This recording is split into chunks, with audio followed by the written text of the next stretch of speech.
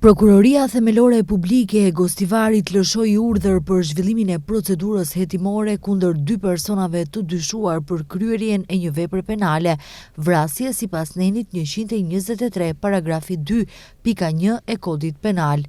I dyshuari dhe dyshuara si bashkëpunëtor në Negotin të Gostivarit privuan mizorisht nga jeta Hava Azizin nga fshati Zdunjë. Ata e morën viktimën nga para shtëpisë së saj më 7 dhjetor, e çuan në shtëpinë e të dyshuarve, ku filluan një grindje për disa keqkuptime. Pastaj e mbyllën atë në një dhomë ndihmëse në pronësi të një personi me banim jashtë vendit. E dyshuara solli një armë, ndërsa i dyshuari e kreu vrasjen me një të shtonë të vetme nga arma e zjarrit. Së bashku në një karrocë ata e ngarkuan trupin e viktimës në makinë, e çuan në zonën e fshatit Negotin, ku e futën në një grop të hapur, i vun flakën dhe e mbuluan me deg dhe sende të tjera, thon nga Prokuroria Themelore Publike e Gostivarit.